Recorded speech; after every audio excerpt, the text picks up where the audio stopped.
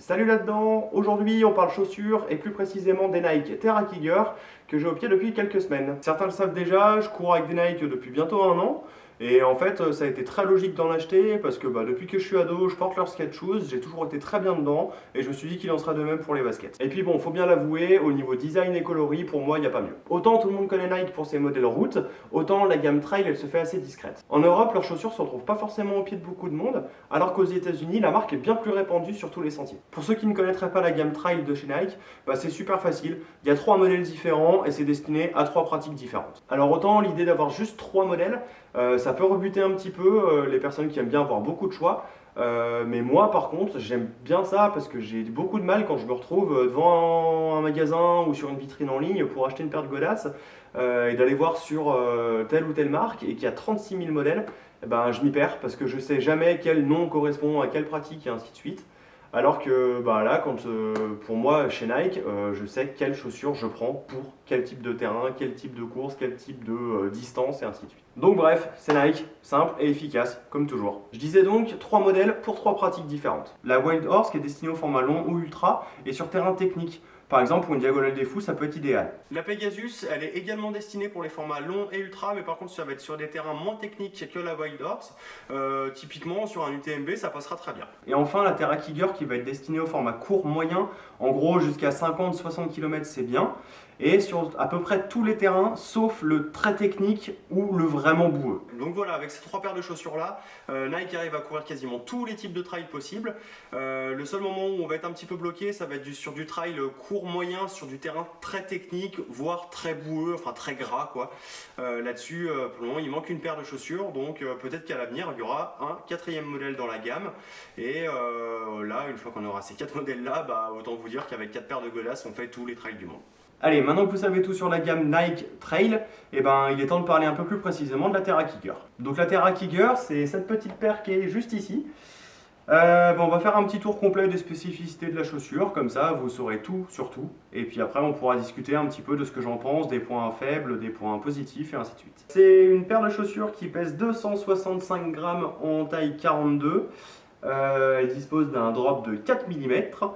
Et pour tous ceux qui connaissent un petit peu les gammes route de chez Nike, cette chaussure là elle est équipée de la Nike React et de la Zoom Air. Donc c'est 2 technologies destinées à 2 choses un petit peu différentes, mais c'est super intéressant, je vous les détaille tout de suite.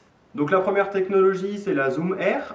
Donc en gros Zoom Air c'est un petit coussin qui est sur l'arrière de la chaussure, qui est rempli de milliers de filaments. Des tout petits filaments évidemment, dans lequel il y a plein d'air également, et ça va servir à amortir les chocs lors de la pose du pied. Donc en gros c'est une technologie qui gère l'amorti de la chaussure. Et pour le moment, plutôt très agréable. Donc la deuxième technologie c'est Nike React. Nike React en gros c'est une mousse à mémoire de forme qui quand on a la pose du pied on vient l'écraser, et elle son seul but c'est de reprendre sa forme d'origine.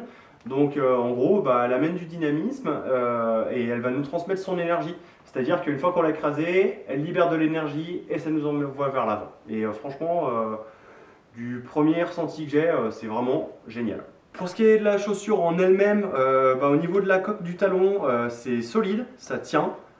Tout en étant suffisamment souple pour ne pas être trop gênant, c'est pas un tuyau de PVC quoi. Donc on est maintenu dedans, c'est plutôt une très bonne chose. La petite mousse ici, elle est suffisamment épaisse, en tout cas moi ça me suffit. J'ai pas besoin de beaucoup plus. Ça c'est super agréable. Le pare-pierre devant, il est genre là, genre il est bien. Pour le moment, je sais pas, j'ai pas fait de terrain très caillouteux et ainsi de suite, mais de tout ce que j'ai pu en lire au niveau des autres retours, apparemment il fait très bien le boulot, donc c'est plutôt une très bonne chose. Au niveau de la petite languette là ici, c'est une languette qui est super fine. Je vais essayer de vous le montrer, je sais pas si on le voit, c'est très fin ici. Donc quand j'ai déballé, je me suis dit que j'allais vite avoir mal au niveau du cou du pied avec les lacets et ainsi de suite. Et en fait non, parce que là il y a une petite mousse sur la languette tout le long qui vient juste à l'endroit où il y a le contact avec les lacets. Et en fait on sent pas les lacets. Donc royal, très bien. Et pourtant je serre assez fort mes chaussures. Donc ça c'est plutôt une très bonne chose. Après le reste de la chaussure, ben, c'est un mesh évidemment. À l'intérieur on a un petit tissu extensible donc qui permet de... ça bouge pas, enfin le pied bouge pas dedans et ainsi de suite. Ça c'est plutôt agréable, il n'y a pas de plis et ainsi de suite. À voir sur le temps au niveau de la résistance. L'autre paire de Nike que j'avais c'était les Wild Horse, j'en suis à quasi 800 bornes. Elles commencent à bien fatiguer. Elles ont fatigué après, elles ont commencé à se déchirer au niveau du mesh ici, vers 650 km je pense, un truc comme ça. Donc bah, celle-là je verrai quand je les aurai autant utilisées. Après au niveau des crampons en dessous, on a trois parties de semelles. La première semelle ici, elle a des crampons qui vont servir à l'accroche, enfin quand on va redonner là l'accroche dans ce sens-là. Quand on va repartir de notre foulée. Ceux à l'arrière, ils sont utiles quand on pose le pied. Si on pose le pied en petit peu talon ou médio-pied, ben on a une accroche quand même, on ne vient pas glisser. C'est ce que je reprochais à ma première paire chez Nike. Les crampons étaient dans une seule direction. Donc en gros, sur rocher ou n'importe quoi, ça glissait tout de suite. Donc ça, c'était un peu compliqué. Et au milieu, là, il y a une troisième petite partie. Nike dit que ça sert à l'accroche. Ouais, c'est tout lisse. Genre en gros, voilà, c'est un petit caoutchouc quoi, donc peut-être que ça accroche un petit peu, mais je pense que sur un rocher bien glissant, ça sert à rien. Donc moi j'aurais préféré avoir vraiment des crampons jusqu'au milieu et puis que ça reparte dans l'autre sens quoi, limite. À voir, je vous en dirai un petit peu plus quand j'aurai eu l'occasion de courir sur un gros caillou bien glissant et que je me serais fait mal ou pas. Donc voilà, ça c'est le seul très gros défaut, enfin très gros, seul gros défaut pour moi, c'est de ne pas avoir vraiment mis des crampons tout le long. Donc bon, après quelques petites sorties avec la Terra Kiger, et ben je vous donne mon avis tout de suite. Bon, en premier, vous serez d'accord ou pas, hein, mais la chaussure elle est genre juste trop classe. Au niveau de la course, bah, dès les premières foulées, tu sens tout de suite que c'est dynamique, que c'est une chaussure qui a envie de jouer. T'as qu'une envie, c'est de courir vite en fait. T'as pas envie de les mettre pour aller faire une sortie en endurance fondamentale parce que sinon ça va pas le faire parce que t'as envie de courir vite dans tous les cas. Donc voilà, c'est vraiment quand ils disent que c'est destiné au trail court, moyenne distance, oui, c'est le cas, carrément. Comparé au Wild Horse que j'ai depuis bientôt un an et je courais dessus tout le temps en fait parce que j'avais jamais eu d'autres paires de chaussures de trail et en fait c'est le jour et la nuit quoi. La Wild Horse, là aujourd'hui ouais je me rends vraiment compte que c'est une chaussure faite pour les longues distances. C'est super agréable, hein, c'est un chausson et tout ce que tu veux, mais t'as pas le dynamisme que peut avoir cette paire là et tout ça donc ouais, content de m'être rendu compte de la grosse différence qu'il peut y avoir entre deux paires de chaussures, une destinée pour de l'ultra et une destinée pour du court moyenne distance. La Mousse React qui apporte vraiment du dynamisme et qui amène ta foulée, enfin qui te donne de l'énergie dans ta foulée, ça se ressent carrément. En fait, alors je cours pas médio-pied parce que j'ai pas encore pris l'habitude de ça, donc je suis plus en attaque talon quoi, même si j'essaie de me soigner. Par contre quand tu passes là-dessus, je me suis tout de suite senti à l'aise à aller un peu plus en avant et donc à essayer d'avoir une foulée médio-pied et en fait c'est passé super bien. Ça va faire une grosse différence par rapport au Wild Horse.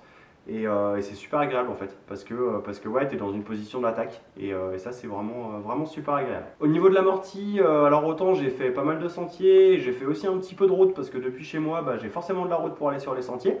Pas de douleur, pas eu mal au talon, pas eu mal au genou pour le moment, enfin pas plus que d'habitude en fait.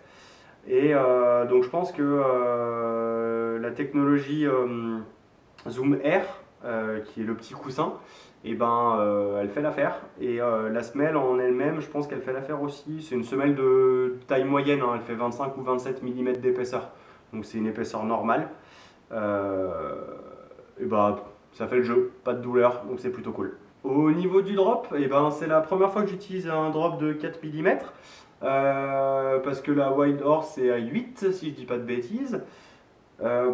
Pour le moment, j'ai pas eu de mal, j'ai pas de gros soucis. Bon, après, c'est pas un drop zéro, hein, c'est pas non plus révolutionnaire par rapport à ma paire d'avant.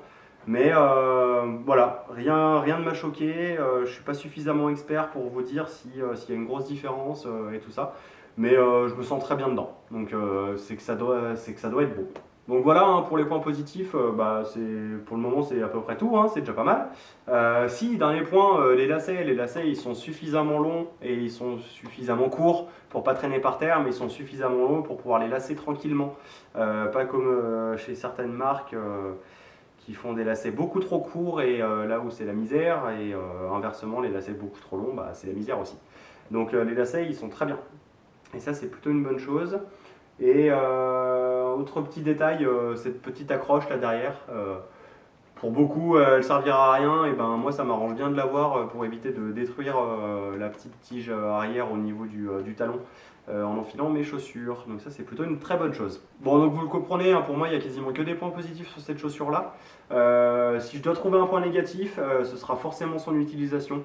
C'est-à-dire que pour des terrains très techniques ou très boueux, elle risque d'être un peu limite, donc ça m'embête un petit peu. Après, à voir, hein, je vais tester, hein, on verra bien ce que ça donne. Et au pire des cas, je trouverai une autre paire s'il y a besoin. Après, voilà, des terrains très techniques à côté de chez moi, j'en ai peu. Par contre, des terrains très boueux, je suis en Bretagne, hein, donc l'hiver, voilà, ça peut être très boueux. Donc ça va être un petit peu embêtant. On verra dans le temps avec l'utilisation. Et juste pour terminer sur la chaussure en elle-même, un petit point informatif. Alors autant la toe box, elle est ni trop large ni trop serrée, donc on est plutôt très bien dedans, ça bouge pas. Autant au niveau de l'épaisseur du pied de chaussure, là ça peut être un petit peu limite pour ceux qui ont des gros pieds. Moi ça va, je suis bien dedans. Par contre, quelqu'un qui a des pieds plus épais que moi, ça risque d'être un petit peu limite. C'est certains retours que j'ai vus sur internet. Donc autant vous le dire, je pense qu'il vaut mieux la tester avant de l'acheter, enfin ou en tout cas l'acheter, et puis si ça va pas la renvoyer.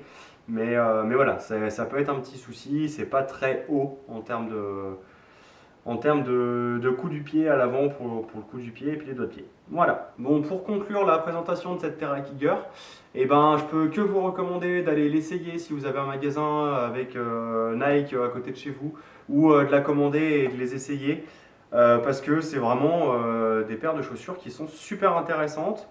En termes de tarifs, catalogue, si je dis pas de bêtises, c'est 130 €. Voilà, on est dans la moyenne quoi. On arrive à les trouver assez facilement moins cher, à moins de 100 €, pour par exemple la paire de l'année passée. Et puis là, Black Friday, si je dis pas de bêtises, et ainsi de suite, on était aux alentours de 100, 110 €, quelque chose comme ça. Donc n'hésitez pas à les tester, à aller voir ce que ça donne. C'est une autre philosophie, c'est super intéressant. Moi, voilà, je suis pour, je vote, je valide. Bon voilà, on arrive au bout de ce petit test, cette petite présentation. J'espère que ça vous a plu. C'est la première fois que je fais un test chaussures, parce que j'ai pas l'occasion de l'acheter tous les jours. Et c'était plutôt cool comme exercice.